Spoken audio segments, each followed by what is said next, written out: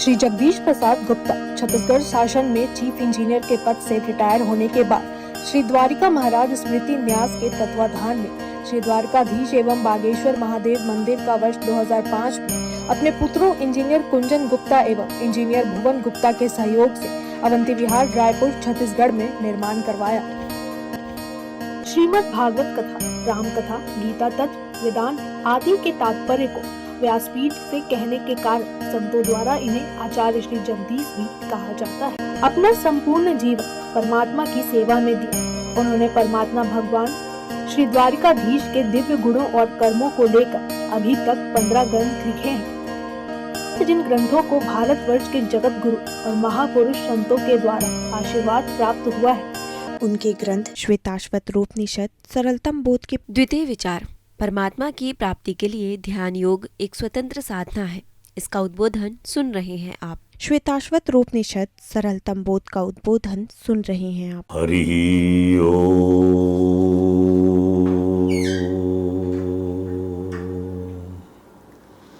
योगाय योगपतये योगेश्वराय गोविंदाय नमो नमः।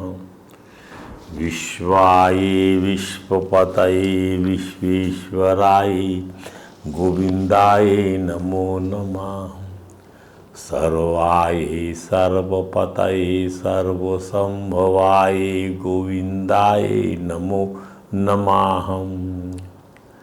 सच्चिदानंद रूपाय विश्वोत्पत्त्यादिहेतवे तापत्रय विनाशाय श्री कृष्णाय वयं नुमः। नमः तस्मै पुरुषाय भूयसे सदुद्भव स्थान निरोध लीलया गृहीत शक्ति तयाय दीनाम अंतर्भवाय अनुप्लक्ष वर्तमनि। नमः भूयो सद्विजनच्छिदे सताम संभवाय अखिल सत्त्वमूर्तये पुंसां पुनः पारमहंस आश्रमे व्यवस्थी नाम अनुमृग्यदासे। यदि कीर्तनम यद स्मरणम यदर्हणम यद श्रवणम वंदनम यदीक्षणम लोकस्य सद्यो विधनोति कल्मषं तस्मै सुभद्र स्रवसे नमो नमः। विचक्षणाय चरणोपसादनात् संगो विदस्सुभयतो अंत आत्मना विन्दन्ति ब्रह्मो गतिं गत्क्लमा तस्मै सुभद्र स्रवसे नमो नमः। यशस्विनो दान परा तपस्विनो मनस्विनो मंत्रविदा सुमंगला क्षेमं न विन्दन्ति विनाय दर्पणं तस्मै सुभद्र स्रवसे नमो नमः। किरात हूणान्द्र पुलिंद पुल्क साहा आवीर कंका यौना खसादयाः यन्नीच पापा यदुपाश्रयाश्रयाः शुध्यन्ति तस्मै प्रभ विष्णवे नमः। स एष आत्मावतामधीश्वराः त्रयीमयो धर्ममयो तपोमयो गतविलीकयजसंघरादिभिः वितर्कलिंगो भगवान् मे प्रसीदताम्। श्रियापति यज्ञपति प्रजापति धियांपति लोकपति धरापति पति गतिश्चंदक वृष्णि साततां प्रसीदतां भगवान् मे सतां पति। यदंग्रीय विध्यान समाधि धौतया धियानुपश्यन्ति तत्त्वमात्मनाः वदन्ति चैतत् कवयो यथा रुचाः। सारिस मुकुंदो भगवान् मे प्रसीदताम्। प्रचोदिता येन सरस्वती पुरा वितन्वता स्यासतीं स्मृतिं हृदि स्वलक्षणा प्रादुर्भूत किलास्यता सारिसभः ऋषीणां भगवान् मे प्रसीदताम्। भूतै महद्भीमा पुरो विभू निर्माय सीते यदमुषु पुरुषः भुङ्क्ते गुणान् षोडशोडशात्मकाः सुवलङ्कृशिष्टवचांसि मे। नमः तस्मै भगवते वासुदेवाय वेदसे पपुज्ञानमयं सौम्या मुखाम्बुरुहा सवम्। आंखें बंद करूं या खोलूं मुझको दर्शन दे देना। हरि मुझे दर्शन दे देना। कृष्ण मुझे दर्शन दे देना। मैं क्या चीज हूँ बंदा तेरा, तू दाता है सबका, तू दाता है सबका। तेरे हाथ में सारी दुनिया, मेरे हाथ में क्या है, मेरे हाथ में क्या है। तुझ में सबको देखूं ऐसा दर्पण दे देना। हरि मुझे दर्शन दे देना।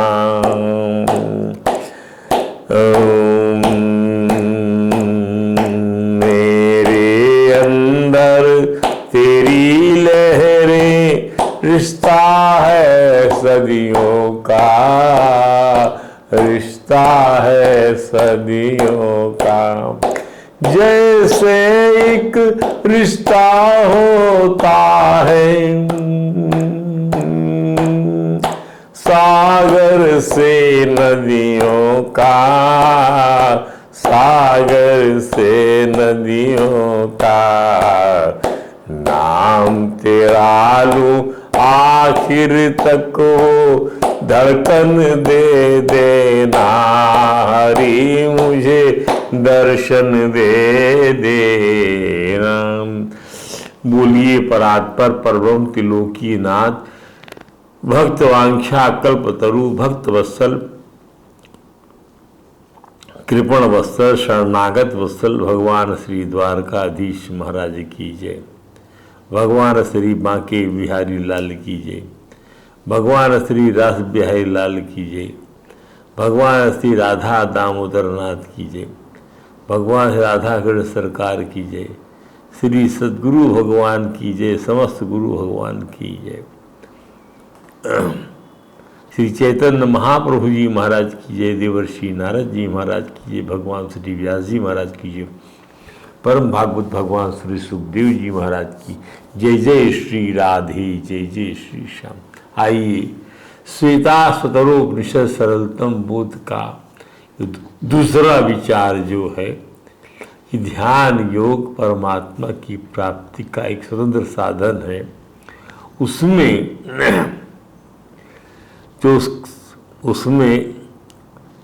श्वेताश्वतरोपनिषद का जो दूसरा अध्याय का जो 16-17 मंत्र बचा हुआ है, आज उस पर जो है बात करते हुए इस विचार की समाप्ति करेंगे। श्रुति कहती है, एषः देवः प्रदिशो अनुसर्वा,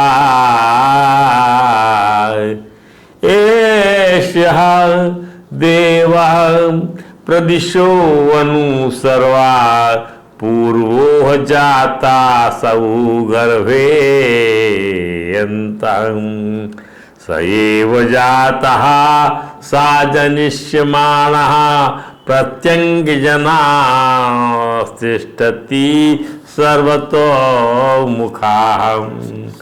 यो देवो अग्नौ यो अप्सु यो विश्वं भुवनं मा विवेश, याधीषु यो वनस्पतिषु तस्मै देवाय नमो नमः।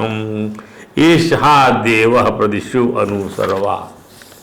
एषः देवः, निश्चय ही यह परमात्मा परम देव सर्वा प्रदिशो अनु, दिशाओं और अवान्तर दिशाओं में अनुगत है, माने व्याप्त है, सर्वत्र ये व्याप्त है। निश्चय ही एषः देवः प्रदिशो अनु सर्वा पूर्वो जाता, सह पूर्व जाता, वही परम देव परमात्मा सबसे पहले हिरण्यगर्भ रूप में प्रकट हुआ, और सऊ गर्भे अंतः, वही समस्त ब्रह्मांड रूप गर्भ में अंतर्यामी रूप से स्थित है। सएव जाता, वही समय व जगत के रूप में प्रकट है, और साजनिष्यमाण, वही भविष्य में प्रकट हो। अद्वैत वेदांत के सिद्धांत को समझ लीजिए आप, कितना भगवान ने इसको भागवत में कितना सुंदर बतलाया गया कि प्रभु ने माया डाल दिया, माया, इसकी वजह से आप समझ नहीं सकते परमात्मा को।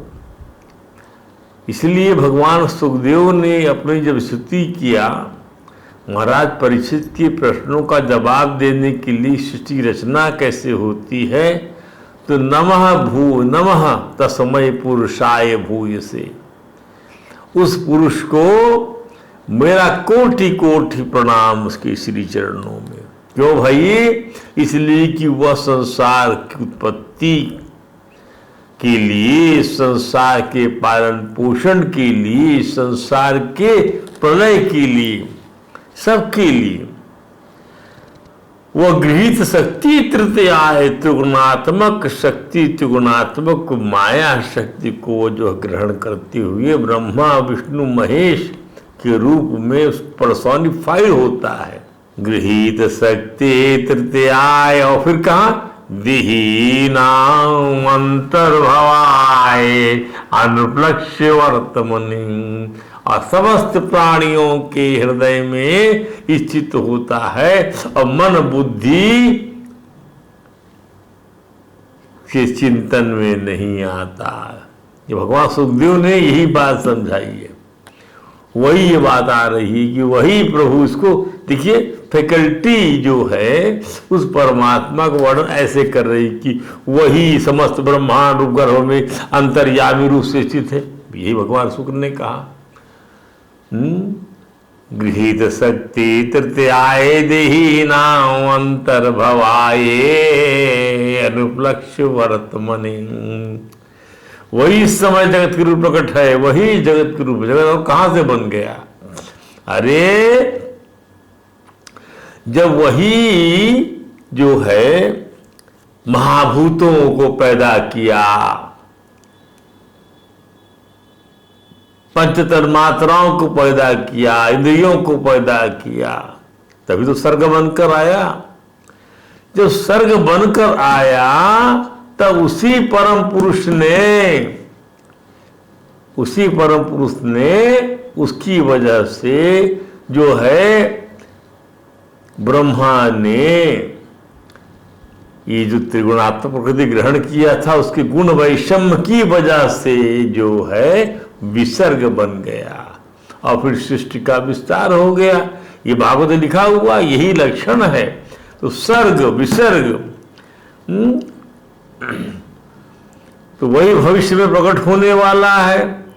वह सब जीवों के भीतर ये सब चीजें भागवत में जो है, जो कैरेक्टरिस्टिक्स है, तत्व है, इसको समझिए। इससे ही परमात्मा का वर्णन किया जाएगा ना, और क्या तरीका है? सर्वतोमुखा, वह सब जीवों के भीतर अंतर्यामी से स्थित है। जनान प्रत्यंग तिष्ठति, और सब मुख वाला है। सर्वतोमुखा, और दूसरी श्रुति क्या कहती है? यो देवो अग्नौ यो अप्सु, वही जो है परम देव परमात्मा अग्नि में है। यह देव अग्नौ, वही अग्नि में है। भगवान कहते हैं ना गीता में, क्या? वसुना पावकश्चास्मि, वसुओं में मैं पावक हूं मैं।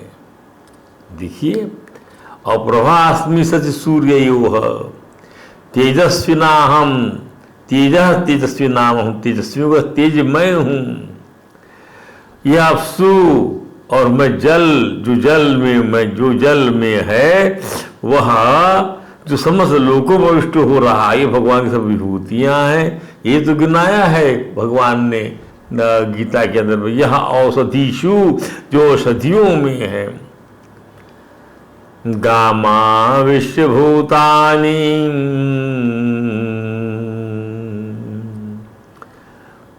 पुष्णामी चौषधीः। यह वनस्पतिषु, जो वनस्पतियों में है, उस परम देव परमात्मा के लिए नमस्कार। तस्मै देवाय नमो नमः।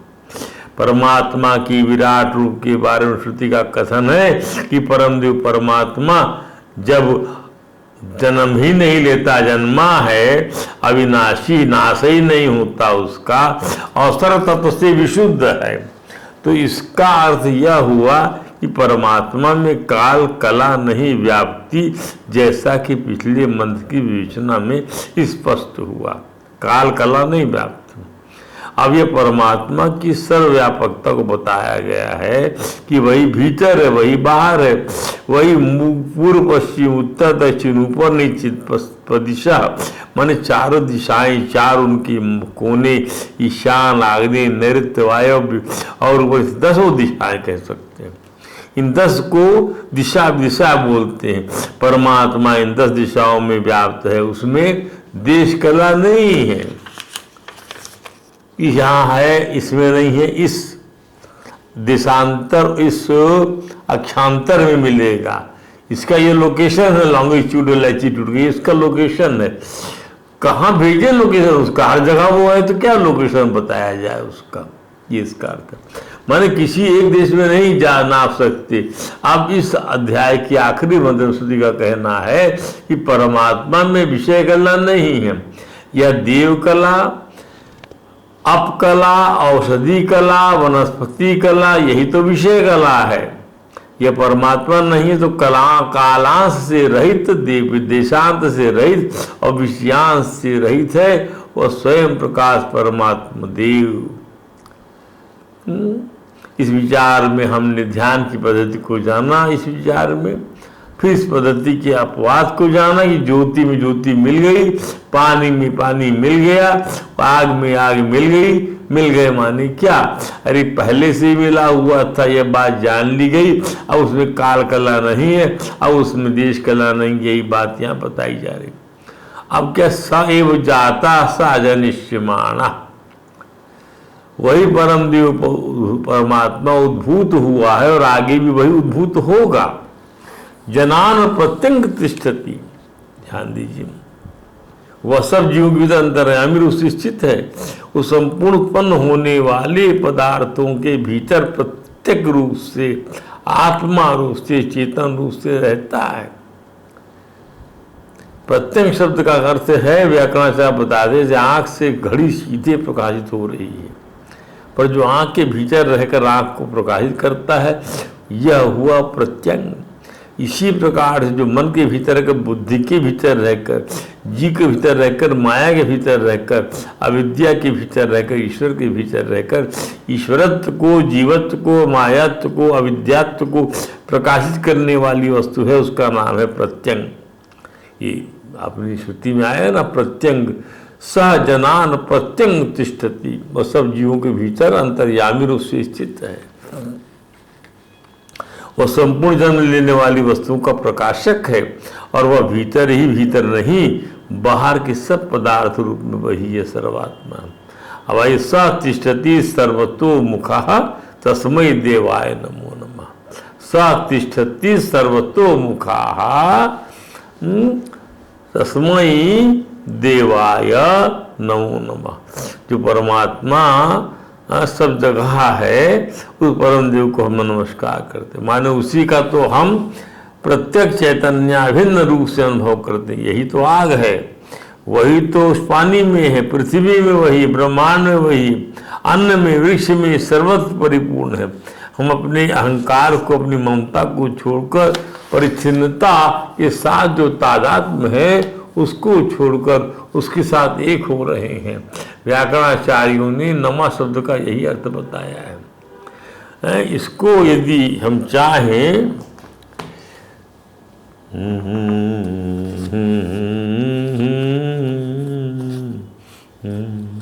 तो इस प्रकार से श्वेता स्वरूप सरलतम बोध नामना ग्रंथ अंतर्गत परमात्मा की प्राप्ति के लिए ध्यान योग एक स्वतंत्र साधन है नाम का द्वितीय अध्याय समाप्त हुआ।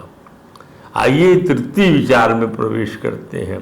तृतीय विचार क्या है? रुद्र रूप सर्व कारण परमेश्वर। अब इसका पहला अध्याय 3 शुरू होता है। श्वेता स्वरूप विशद सरलतम बोध का अध्याय 3, इसका पहला मंत्र और दूसरा मंत्र अपन देखते हैं क्या है।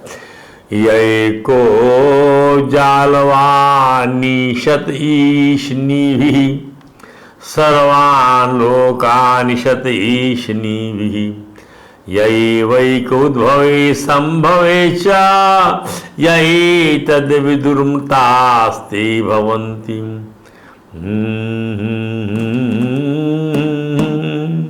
एको हि रुद्रो न द्वितीयायतस्थो यैमान् लोकानिशत ईशनीभिः प्रत्यङ्गजनासित प्रति संचुकोचान्त काले संसृज्य विश्वा भुवनानि गोपा।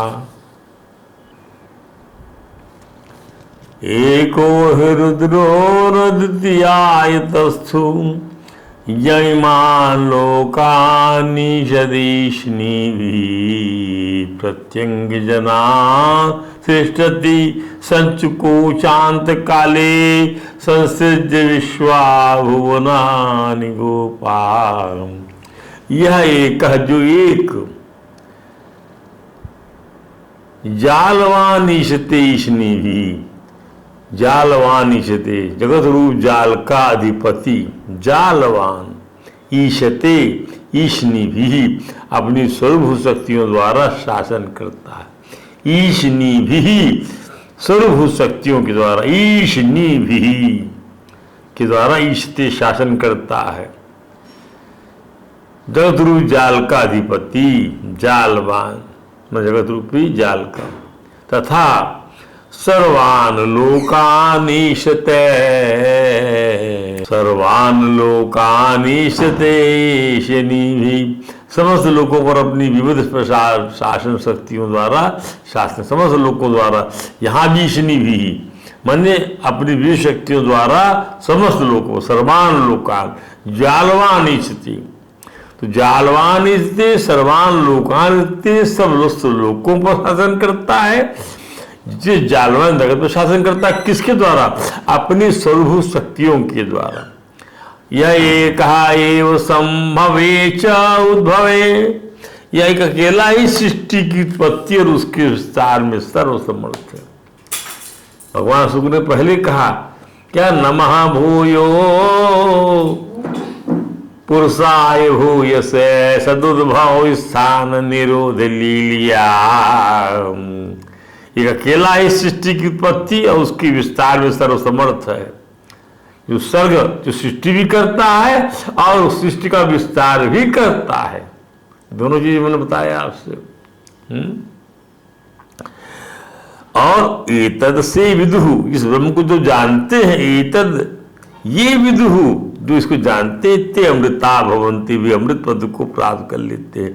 या अब जो इसको जानेगा वो अमृत हो जाता है, अमृत पद को प्राप्त कर लेता है। ध्यान दीजिए, आप जानिए ना, किसी उत्तम वस्तु को जानिए, आप उसको जानिए, उसका ज्ञान करिए, खुशबू का ज्ञान करिए, अति उत्तम वस्तु का ज्ञान करिए। आप वैसे ही अनुभूत हो, वैसी ही अनुभूति आपको होने लग जाएगी।